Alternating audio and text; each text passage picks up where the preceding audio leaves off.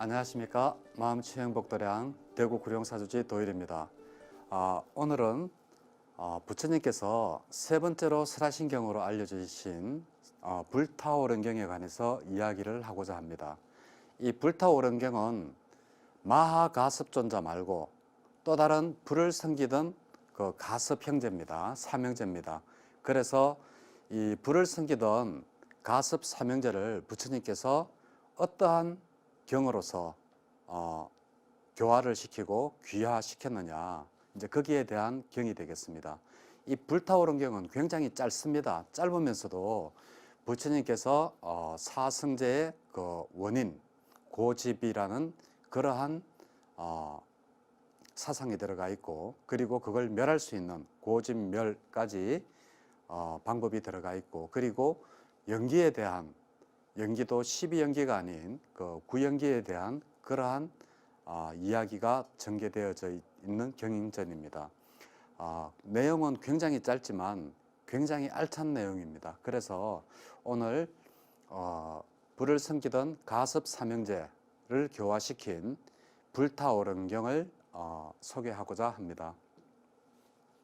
자, 먼저 부처님께서 보드가야에서 그 깨달음을 얻으셨죠.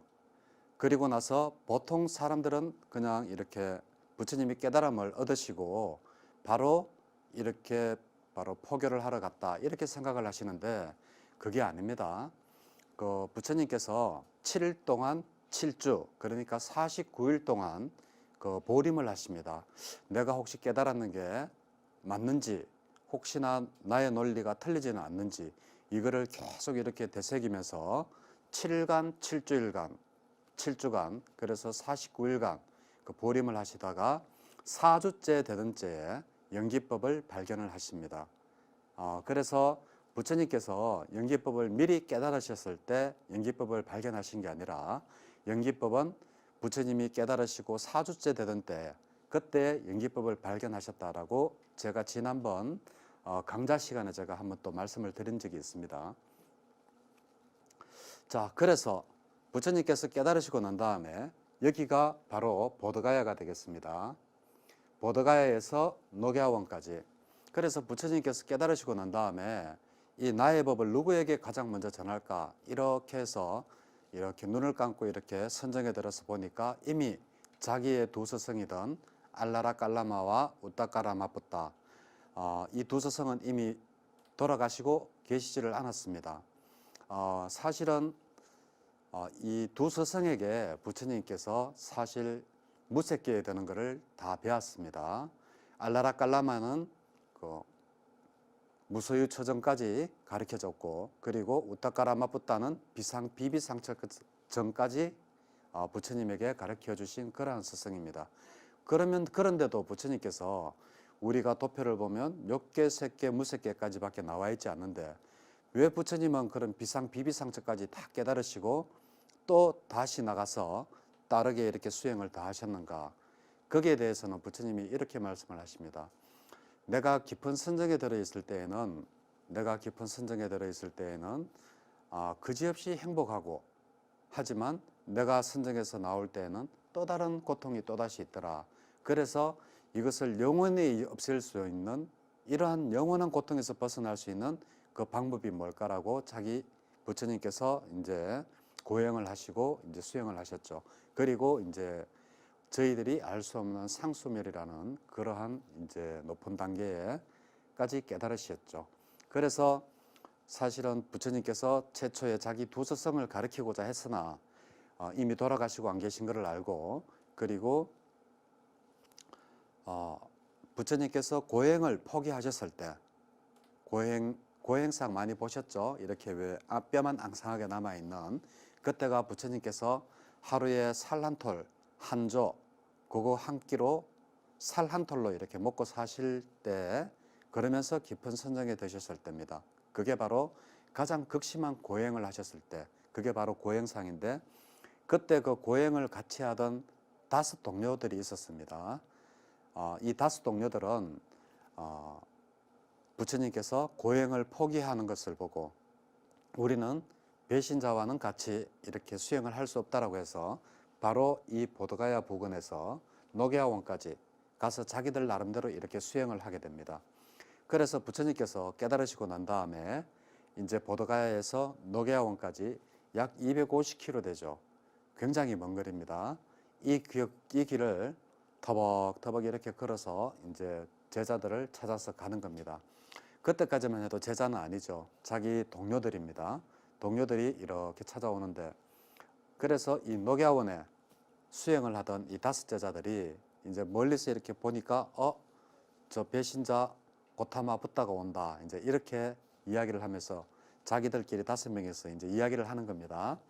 고타마 붓다가 오면 우리 절대 아는 척도 하지 말고, 그리고 말도 하지 말자, 이렇게 했는데 부처님이 가까이 오면 올수록 점점 더 거룩한 모습에 스스로 자기들도 모르게 부처님 이렇게 한테 이렇게 발을 씻어주기 위해서 물을 떠서 오고, 그리고 부처님에게 스스로 인사를 하게 되고, 이제 그렇게 이제 이야기가 되었습니다. 그래서 부처님이 지금 처음으로 설법하신 이곳이 바로 그 노계하원입니다. 사슴이 뛰어노는 동산이라는 뜻입니다. 노계하원이. 그런데 지금은 사슴은 한 마리도 없습니다. 그래서 이 5 제자에게 최초로 설법했던 그 장소에다가 탑을 세웠는데 그 탑 이름이 바로 다메크 탑입니다. 그래서 지금 현재 인도에 가시면 다메크 탑을 저렇게 볼 수 있습니다. 그래서 이 5 제자에게 최초로 이제 법을 설하게 되는 게 바로 우리 한문어로는 초전법륜경, 그리고 빨리어로는 담마짜까빠따나수다가 되겠습니다. 그래서 이 초전법륜경은 5명의 제자에게 최초로 설법을 한 경전입니다. 무엇을 설법을 했느냐? 바로 최초로 설법한 경전이 바로 팔정도입니다. 이 팔정도는 부처님이 최초로 자기 제자에게, 당신 제자에게 설법을 하셨던 것이 바로 팔정도이고, 마지막 열반으로 돌아가시기 전에 마지막으로 또 하셨던 그 설법이 바로 팔정도입니다. 그 팔정도는 바로 우리가 중도라고도 하죠. 미들웨이라 그럽니다. 그리고 사성제, 이 2가지를 5 제자, 교진녀, 우리에게 교진녀라고 잘 알려진 꽃냔다라는 제자가 있습니다. 그래서 부처님께서 이 초전법륜경 중도, 팔정도와 그리고 사성제를 이야기를 듣자 말자 바로 이 교진녀라는 교진녀는 한역으로 교진녀고, 우리 한국에서 자꾸 교진녀 그러니까 저도 자꾸 교진녀 그러게 되는데, 꽃난다입니다. 꽃난다인데 이 꽃난다가 바로 부처님의 설법을 듣자마자 바로 깨달아 버리니까 부처님께서 안냐 꽃난다라 그럽니다. 안냐라는 것은 눈이 밝은 지혜가 있는 꽃난다라고 하면서 꽃난다가 아라한이 되었음을 바로 그 자리에서 이렇게 인정을 해주는 그러한 말씀을 하십니다. 자, 그러면 바로 중도란 도대체 무엇이냐? 중도는 바로 팔정도를 이야기하는 겁니다. 불교에서 중도는 우리가 잘못 생각하면, 중도 그러면 항상 제가 말씀드리지만 이 가운데, 양쪽 끝에 가운데를 이렇게 생각을 하는데 이거 중도 아닙니다. 중도라는 것은 양극단을 떠난 그 중간의 모든 것입니다. 여기가 극도한 고행이 있다면 여기는 극도한 쾌락이 있습니다. 그죠? 그러면 양극단을 떠난 극도한 고행과 극도한 쾌락을 떠난 바로 이 중간이 바로 중도가 되겠습니다. 이게 바로 중도입니다. 우리가 한문 시간에 원체 많이 가운데 중자 그러면서 중자를 가운데 중자로 이렇게 적으니까 가운데 우리가 적당하게 수행도 적당하게, 고행도 적당하게, 뭐 쾌락도 적당하게 이렇게 생각해서 중도라고 하던 그런 가운데 중자가 아닙니다. 양극단을 떠난 고행과 극도의 쾌락을 떠난 모든 그 중간의 범위를 전부 다 중도라고 합니다. 그래서 이 팔정도는 팔정도를 보면 이렇게 생겼죠. 가운데 이렇게 원이 있고 8개의 선이 서로 교차가 합니다. 자, 이게 바로 팔정도입니다. 자, 그러면 왜 이렇게 화살로 이렇게 되어가 있느냐? 자, 살이 서로 통하죠. 모두 이렇게 통합니다. 그런데 중요한 것은 순서대로 하는 것도 굉장히 중요합니다. 왜냐하면 우리가 정견이 잘못되었을 때, 우리가 바른 견해를 갖지 못했을 때, 사성제에 대한 바른 견해를 갖지 못했을 때나 아니면 또 다른 논리에 대해서 바른 견해를 갖지 못했을 때 우리가 바른 생각을 할 수 없고, 바른 생각을 하지 않는데 어떻게 바른 말이 나오고 바른 행위가 나옵니까? 그죠? 그래서 정견이 이쪽에 있다면 정견부터 해서 이렇게 순차적으로 이렇게 가는 게 맞습니다만은 이것이 정견이 이루어지려고 하면 서로 다른 정진, 바른 행위와 정사유가 다 같이 이렇게 힘이 합쳐져야지 바로 정견이 일어나고, 정사유도 마찬가지로 뭐 바른 알아차림과 바른 말 이런 것들이 해야지 정사유가 된다. 이렇게 해서 서로 이렇게 끊임없이 얽혀져 가는 이러한 바퀴 모양이 되는 게 바로 팔정도가 바로 되겠습니다. 그렇지만 순서 굉장히 중요하다고 했습니다. 그리고 또 하나, 저는 이 정정진에 대해서 부처님께서 왜 6번째에 놔뒀느냐고 생각을 하면, 바로 위에 이 여섯 가지, 5가지에 대한 현실에 대한 그러한 데 대해서도 열심히 생활을 하고, 그리고 정령과 정이라는 사마타와 위파사나 수행도 열심히 하라고 해서 바로 이렇게 6번째에 바로 정정진을 두지 않았는가 저는 생각을 합니다. 그래서 이 책에 보면 바로 어떻게 나오는가 하면, 거룩하게 중도를 표현할 때 거룩하게 잘 갖추어진 8가지 길이다. 그 길은 무엇인가 하면서 바로 이러한 8가지 바른 견해, 정견부터 해서 정정까지를 말씀하시면서 이 8가지 길을 바로 중도라고 한다라고 책에 나와 있습니다. 그래서 중도는 바로 팔정도라고 이야기를 합니다. 그리고 사성제는 다 아시죠? 누구나가 압니다. 고진멸도입니다. 그 괴로움의 성스러운 진리, 그리고 괴로움이 일어나는 진리, 그리고 괴로움이 소멸된 상태의 진리, 그리고 어떠한 소멸로 인도하는 방법에 대한 진리 해서 고진멸도, 이 사성제가 일어납니다. 그래서 오늘 제가 강의를 하고자 하는 그러한 불타오른 격에는 다른 거 말고 바로 이러한 모든 것은 일체는 괴로움 속에 있다, 불타오르고 있다. 그리고 그 원인은 무엇인가 하면 바로 탐진치 삼독 때문이다 라는 게 바로 나와 있고, 그리고 이러한 것을 없앨 수 있다. 그러면 그러한 상태가 바로 해탈된 상태라고까지 이야기하는 사성제 중에서 이 고진멸까지가 바로 오늘 불타오른 경에 나와 있습니다. 불타오른 경은 사실 2장도 채 되지 않는 아주 짧은 경입니다. 그런데도 그 내용은 어마어마하게 중요한 내용을 많이 담고 있는 경전이기도 합니다. 예. 자, 이렇게 해서 부처님께서 처음에 자기 5 제자를 찾아가서 이제 설법을 중도와 사성제에 대해서 이야기를 하자. 그 5명 중에 꽃년다라는 그 제자, 교진녀죠. 교진녀라고 우리 한국에는 이야기를 합니다. 그 교진녀가 바로 청정함에 눈이 생겼다라고 해서 바로 제가 안약꽃난다라고 부처님이 호칭을 하셨다라고 이야기를 드렸습니다. 그래서 이 꽃난다는 바로 부처님께서 중도와 사성제를 바로 듣자마자 바로 아라한이 되어버렸습니다. 그러면 그 나머지 4분은 4명의 동료들은 아라한이 안 되었을까요? 됩니다. 되는데 무엇으로 바로 아라한이 되는가 하면 바로 무아의 특징경이라는 그러한 그 아나따로까나따 숫다 해서 무아의 특징경의 말씀을 듣고 바로 아라한이 됩니다. 이 무아의 특징경은 바로 일체에 대한 본문입니다. 제가 이 이야기를 왜 말씀을 드리는가 하면, 일체는 2가지가 있습니다. 우리가 일체라고 할 때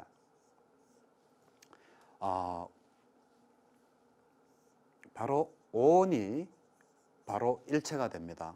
그리고 또 하나는 뭔가 하면 12처가 바로 오온이 일체가 되는 거죠. 그래서 이 일체, 세상의 모든 것이라고 이야기할 때 바로 오온과 12처로 나눌 수가 있습니다. 오온은 색, 수, 상, 행, 식이죠. 그러면 색은 요게 바로 몸입니다. 그죠? 그리고 나머지는 전부 다가 마음에 관한 거죠. 그죠? 그러면 12처는 뭔가 하면 육근과 육경을 나타냅니다. 12처는 육근과 육경을 나타내는데, 육근은 누구나가 알죠. 눈, 코, 귀, 입 해서 안, 이, 비, 설, 신, 의라고 합니다. 그리고 육경은 우리가 눈으로 어떤 대상을 보는 거, 귀로 어떠한 대상을 듣는 거 해서 그 바로 대상이 됩니다. 그래서 색, 성, 향, 미, 촉법이 되죠. 자, 이게 그러면 어떻게 해서 이 12가지가 전부 다 이 세상의 모든 것 일체가 되느냐? 자, 오는 뭡니까?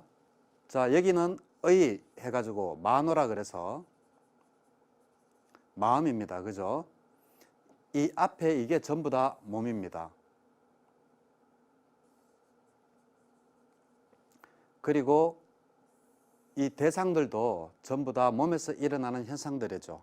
그래서 몸과 마음을, 몸을 굉장히 이렇게 세분화시켜서 강조한 게 바로 육근과 그 대상을 알아차림을 하는 것을 바로 육경이라고 한다면, 오는 우리의 색은, 몸은 색 하나로 그냥 이야기를 하고 나머지 수상행식부터 해서 느낌이나 이러한 것들을 강조한 것이 바로 오온이 되겠습니다. 그래서 우리가 일체를 이야기할 때 어떤 스님들은 12처만이 바로 일체다라고 이야기를 하지만, 바로 일체라고 하는 것은 바로 오온도 저는 속하다고 생각하기 됩니다. 왜냐하면 세간에 이미 우리의 몸과 마음이 다 들어가 있는 거기 때문에 어느 것을 더 강조하느냐, 몸을 많이 강조한 부분이라면은 바로 12처설 육육법이 맞고요. 그리고 우리의 마음을 강조한 부분이 맞다라면 저는 오온이 맞다라고 생각합니다. 그래서 부처님께서 오온을 두고도 이런 말씀을 하셨습니다. 그 오온경에 보면 또 한 비구가 묻습니다. 부처님, 사람이란 도대체 무엇입니까? 하니까 오온이 바로 사람이다라고 이야기를 합니다. 자, 이 세상은 내가 존재하기 때문에 세상이 존재하는 겁니다. 이 세상에 내가 없으면 아무것도 없죠. 그죠? 그래서 일체가 바로 오온과 12처다. 자, 육근이 내가 귀가 멀고 코가 멀고 눈이 없고 맛도 못 보고 아무것도 할 수 없다면 이 세상이 어떻게 존재를 하는지, 존재하는지 존재하지 않는지 알 수도 없습니다. 그래서 부처님은 12처와 오온을 바로 이 일체라고 이야기를 하고 계십니다. 자, 여기에서 또 이제 삼법인이 오온에서 또 나올 수가 있습니다. 어떻게 나오는가 하면 바로, 자, 오온은 항상 합니까? 항상 하지 않습니까? 색수상행식입니다. 오온 색수상행식 다 아시죠? 자, 색은 다시 한번 적을게요. 색은 우리 몸이고, 수, 상, 행, 식은 우리의 느낌이나 마음이라고 그랬습니다. 자, 이 두 가지가 무상합니까? 아니면 항상합니까? 이것이 만약에 내가 주인이라면, 나는 늙지 말아라고 하면 안 늙어야 됩니다. 내가 내 주머니에 돈 있는 것을 내가 내 마음대로 보시도 하고 남한테 줄 수 있지 않습니까? 그것이 바로 내 것 아닙니까? 그죠? 근데 이 오온은, 우리 색은, 우리 몸은 그렇게 할 수 있습니까? 없습니까? 내가 늙지 말아라고 한다고 해서 늙지 않고, 아프지 말아라고 한다고 해서 안 아프고, 그리고 느낌이 외로운 느낌이 들고 슬픈 느낌이 들고 우울한 느낌이 드는 거, 일어나지 마 한다고 갑자기 어떻게 그러한 우울하고 외롭고 이러한 마음이 사라지면서 행복한 마음이 일어나집니까? 아닙니다. 그래서 모든 것은 변합니다. 그죠? 모든 것은 변하고, 변하기 때문에 바로 일체계고가 되고, 일체계고를 받을 사람이 없기 때문에 바로 제법무아가 되는 겁니다. 그래서 지금 오온으로서 부처님께서 삼법인을 설명을 하셨습니다. 삼법인. 자, 오는 무상하다. 색수상 행식은 전부 다 항상함이 없다. 늘 다 이렇게 변해간다. 느낌도 변하고 첫사랑의 사랑의 언약도 변하고 그리고 너의 의식도 변하고 그리고 너의 몸도 변해간다. 이 세상에 변하지 않는 것은 없으니까 바로 그것이 괴로움이다. 항상 하지 않기 때문에 항상 변하는 것은 괴로움이다. 바로 일체계고입니다. 무상하다는 것은 오온이 무상하다는 말은 또 다른 말로 재행무상이 됩니다. 재행이 무상하기 때문에 일체가 계고가 되고 일체가 모두가 다 괴로움이라는 겁니다. 그리고 이 괴로움을 바로 나다, 나의 자아다라고 하는 것은 타당치 않다라고 이야기하시면서 제법 무아를 설명을 하십니다. 무아를 설명을 하시는데 그래서 삼법인이 바로 논리는 굉장히 간단합니다. 이 세상의 모든 것은 변하고 모든 변하는 것은 괴로움이고 그 괴로움을 받을 것이 바로 나 자신이다, 나다, 자아다라고 할 수가 없기 때문에 바로 제법무아가 되는 겁니다. 그래서 우리가 이 무아를 이야기할 때 가장 많이 혼동되는 게 우리 반야신경 같은 거 보면 왜 공사상 많이 나오죠. 공사상이 많이 나옵니다. 공사상을 이해할 때 저는 이렇게 이해를 하면 굉장히 쉽더라고요. 공을 바로 제법무아 있지 않습니까? 제법무아랑 거의 이렇게 일치를 시켜서 거기에는 끊임없이 영속된 존재가 없다라는 것으로 그렇게 이렇게 해석을 하면 굉장히 해석이 쉽고 이해가 굉장히 빨라집니다. 그래서 사실은 이 공사상도 사실은 이 제법무아라는 이러한 삼법인에 대한 보완책으로 어떻게 보면 이 반야부에서 이 공사상이 바로 이렇게 나오게 된 것이 아닌가 저는 그렇게 생각을 합니다. 그리고 이제 반야부에서 또 이제 유식으로 넘어가죠. 유식으로 넘어가는 이유는 딱 한 가지입니다. 자, 이렇게 하면 또 시간이 너무 길어지는데, 자, 유식론으로 들어가게 되면, 자, 우리가 윤회를 이야기하지 않습니까? 우리가 업을 이야기합니다. 우리가 업이 어디에 저장이 되는지 우리는 알 수가 없습니다. 부처님 가르침은 그랬습니다. 그러면서 비유를 어떻게 하는가 하면 망고나무가 이렇게 자라날 때 망고 열매가 어디에 있는지는 모른다. 그렇지만 적당한 햇빛과 적당한 습도와 그리고 적당한 이 물과 영양소만 있으면 망고는 다시 나타나게 되어 있다. 그런데 우리의 업도 이와 같다. 우리의 업은 어디에 저장되어 있는지 모르지만 모든 것이 조건이 충족되어질 때 그 업은 다시 네가 지었는 업은 네가 틀림없이 받게 된다는 게 바로 부처님의 업설입니다. 자, 그러면 이것을 나중에 이제 반야부에서 이러한 공사상이 발전되고 난 다음에 자, 그러면 이 업이 어디다가 저장이 될까? 우리는 뭔가가 있어야지 믿는 듯한 많이 믿지 않습니까? 그러다 보니까 이 업이라는 게 우리는 어디 있는지 모른다라는 이러한 부처님 말씀, 망고나무가 그냥 열매가 모든 조건이 맞아질 때, 그래서 연계법에 보면 부처님께서 항상 말씀을 하시지 않습니까? 조건이 갖추어졌을 때 이것이 일어난다. 이것이 있으므로 이것이 일어나고 거기에 필요한 게 바로 조건입니다.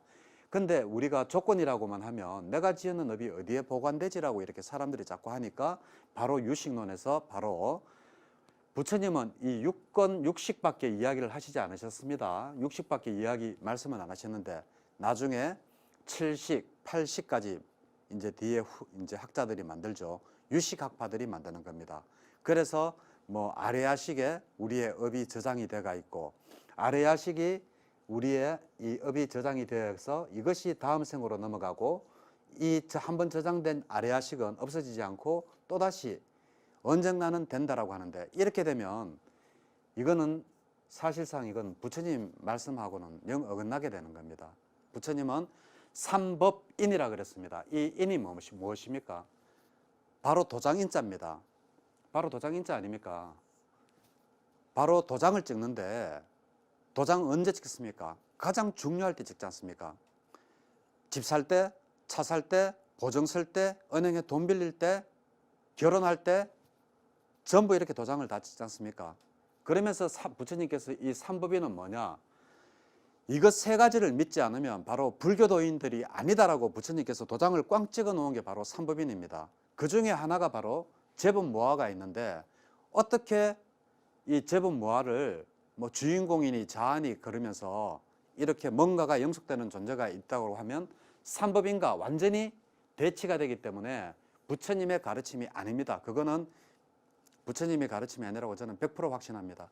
왜냐하면 부처님이 삼법인에서 재행이 무상하기 때문에 일체가 계고고 이것을 받을 사람이었기 때문에 바로 제법모하다라고 부처님께서 도장을 꽝 찍어 놓았는 게 바로 삼법인이 있기 때문입니다.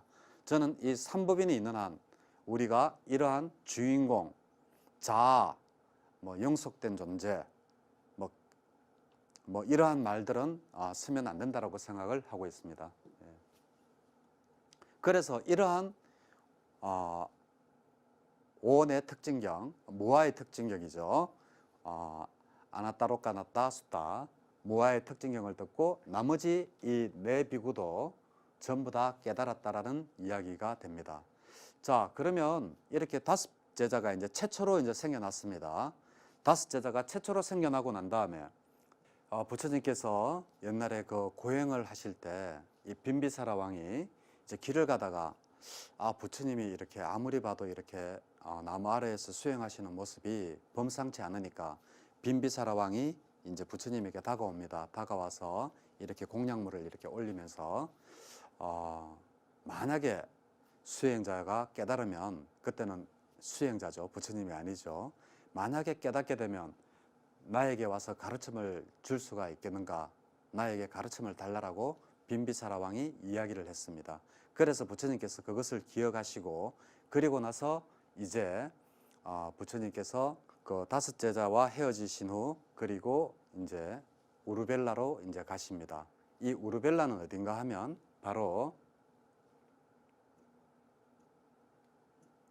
우르벨라는 바로 이 보드가야 옆에 있는 이 어느 부근이라고 합니다. 메라난자 강 부근의 어디가 바로 우르벨라라고 하는데 정확히 알 수는 없습니다.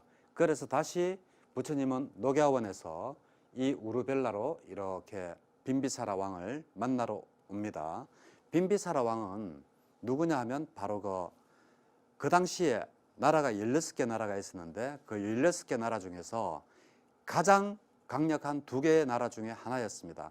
그 한 나라가 바로 기원정사가 있는 코살라국이고 하나는 바로 중림정사가 있는 바로 왕사성입니다. 그래서 이 마가다국과 코살라국인데 빈비사라 왕은 바로 이 마가다국의 국왕이었기 때문에 녹야원에서 다섯 제자를 교화를 시키고 난 다음에 아라한을 만들고 난 다음에 빈비사라 왕과의 약속을 지키기 위해서 바로 이 마가다국 이쪽으로 왕사성 빈비사라 왕을 만나기 위해서 왕사성으로 갑니다. 라자가하라고 그럽니다. 라자가 그 왕이라는 뜻이잖아요. 그래서 라자가하 왕사성으로 빈비사라 왕을 만나러 가는 도중에 이제 어떠한 일이 생기는가 하면 바로 이런 일이 생깁니다.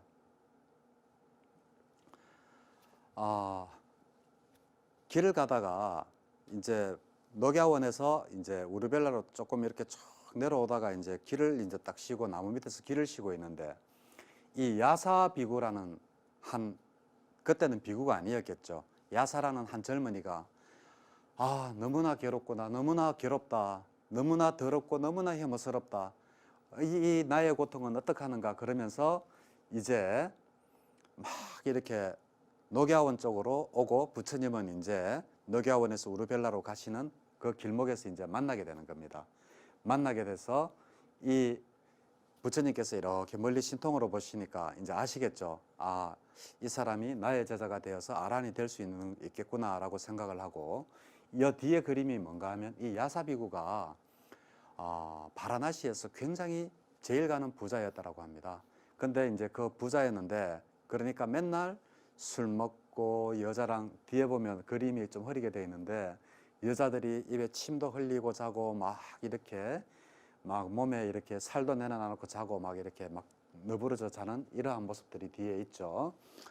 이제 그래서 이 야사가 어느 날 갑자기 일어나서 딱 보니까 밤에 그렇게 예쁘던 그 여자들이, 그렇게 예쁘고 교태를 부리고 하던 그러한 여자들이 아침에 일어나 보니까 너무 이렇게 보기가 혐오스러웠는 모양입니다. 그래서 이제 모든 것을 하고 그냥 자기도 모르게 아마 노기아원 쪽으로 계속 그 길을 걸어갑니다. 걸어가면서 너무 괴롭다라고 하면서 하니까 부처님께서 아시고 이렇게 부처님의 설법을 듣고 바로 기하를 하게 됩니다. 그래서 야사 비구가 바로 이제 부처님에게 하고 기하를 하고 난 뒤에 오지 않으니까 또 자기 친구들이 또 4명이서 또 찾으러 와요. 그러다 보니까 그 4명도 또 부처님한테 또 기하를 해버리고 또 그 찾으러 간 4명마저 없으니까 또 이제 또 10명이 또 찾으러 가고 이렇게 해서 총 54명이 바로 녹야원에서 부처님께서 빈비사라 왕을 만나러 가는 그 왕사성으로 가는 그 중간길에서 바로 야사비구와 54명이 합쳐집니다. 그러면 54명 플러스 5제자 플러스 야사 1명 이러면 60명이 되죠. 60명이 생겼을 때 부처님께서 바로 무엇을 선언하신가 하면 바로 전법선언을 선언하십니다. 전법선언은 항상 들어도 좋습니다. 항상 봐도 좋습니다. 그래서 전법선언을 이때 바로 설명을 하시는데 여기서 특이한 게 하나 있습니다. 부처님도 내가 그러면 뭐 나는 교주다 뭐 이렇게 하면서 당신을 더 높였는 게 아니라 이 세상에는 드디어 61명의 아라한이 생겨났다라고 이야기를 하십니다. 그러면서 전법선언을 하십니다. 이 얼마나 진짜 참 대단하게 겸손하고 부처님도 당신 자신을 아라한 이상으로 더 특별하게 취급하지 않으셨음을 이제 이 세상에는 61명의 아라한이 태어났다라고 이야기를 하는 바로 그러한 대목에서 우리는 알 수가 있습니다. 자, 그래서 저는 전법선언 굉장히 좋아합니다. 특히 마지막 대목 너무 좋죠. 나도 우르벨라로 가리라. 참 너무 좋습니다. 그리고 보면 전법선언은 너무 좋아서 제가 다시 한번 읽겠습니다. 많은 사람들의 이익과 행복을 위하여 세간을 불쌍히 여기고 하늘과 땅의 행복과 안락을 위하여 한 길로 두 사람도 가지 마라. 전부 다 각자 길로 외길로 가라라는 이야기입니다. 그리고 이 대목이 정말 좋죠. 비구들이여 처음도 좋고 중간도 좋고 끝도 좋은 바른 도리와 표현을 갖춘 법을 설하러 2명이서도 가지 말고 혼자서 가라라는 겁니다. 이 전법선언을 하실 때가 바로 언제냐? 바로 5제자를 교화시키고 5 동료죠. 5제자를 교화시키고 그리고 난 다음에 야사비구의 그 동네 사람들 전부 다 55명 총 해서 60명이 되었을 때 플러스 부처님 해서 61명의 아라한이 생겨났을 때 바로 이 전법선언을 하십니다. 저는 근데 정말 드디어 이 세상에는 61명의 아라한이 생겨났다라고 하는 그 대목에서 부처님을 정말 그 인품이나 모든 것들을 굉장히 높게 삽니다. 제가 부처님을 높게 살 형편은 안 되지만 하여튼 부처님을 정말 너무 정말 존경하실 분이라고 생각합니다. 자, 그래서 이제 부처님께서 이제 녹야원에서 이 마가다국 바로 이 왕사성 이 보드가야 있는 쪽으로 가다가 야사를 만나서 61명을 아라한이 61명이 되었을 때 부처님께서 전법선언을 하시고 그런 다음에 이제 빈비사라 왕을 만나러 갑니다. 그런데 빈비사라 왕을 만나기 전에 또 한 사건이 생깁니다. 그게 뭔가 하면 바로 우르벨라로 가시던 도중에 또다시 30명의 제가 신자들을 또 교화를 시키십니다. 그게 뭔가 하면 너무나 여러분들도 잘 알고 계시는 불자님들도 잘 알고 계시는 이야기일 겁니다.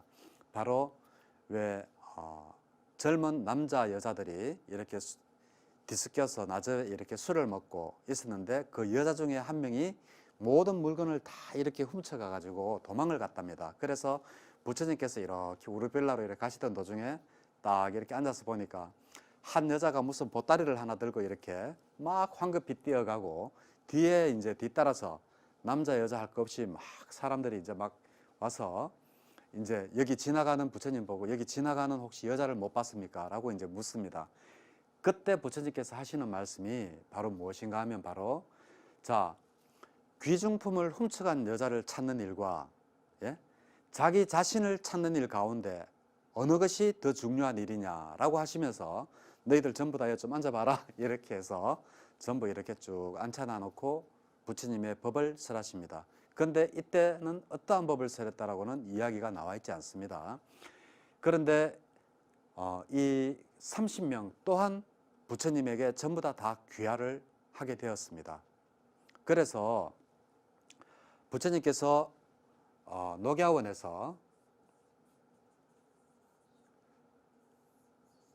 마가다국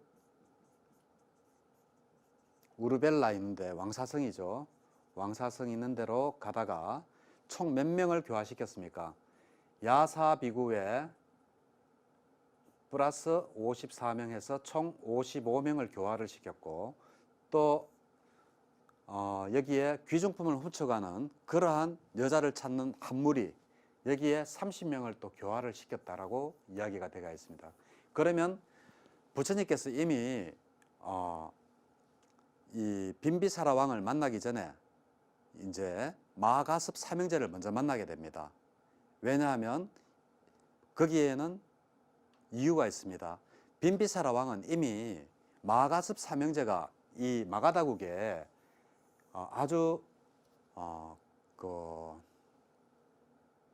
국교 비슷하게 이렇게 불을 신봉하고 있었기 때문에 내가 바로 빈비사라 왕을 만나는 것보다 바로 이 마가습 삼형제를 교화를 시켜서 나의 제자로 만든 후에 다시 이 빈비사라 왕을 만나는 것이 좋겠다라고 생각을 하고 그래서 여기에서 이제 먼저 불을 신봉하는 가습 삼형제를 여기서 만나게 됩니다.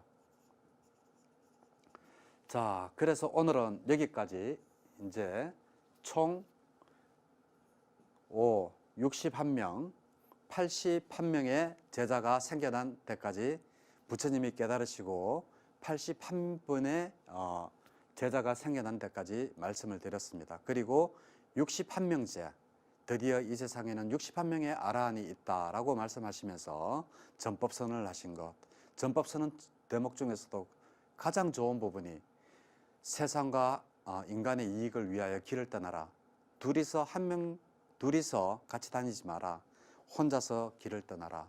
그리고 처음도 좋고 중간도 좋고 끝도 좋은 그러한 법을 떠나러 길을 떠나라. 나도 우르벨라로 가리라. 왜? 부처님께서 우르벨라로 가시는 도중에 이러한 전법선을 하시기 때문에 나도 우르벨라로 가리라라고 말씀을 하셨습니다. 너무 빨리 달려왔죠. 너무 빨리 달려와서 조금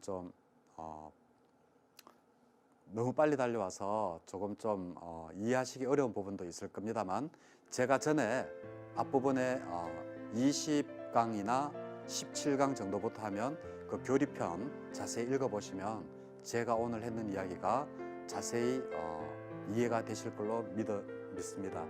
그래서 오늘은 여기까지 우르벨라로 가시던 중 이제 마가습 삼형제를 만나기 전입니다. 여기까지 이야기를 하고 다음에는 마가습 삼형제를 만나서 어떻게 그 불을 신봉하는 그 사람들을 교화를 시키는지에 대해서 말씀을 드리도록 하겠습니다. 예, 감사합니다.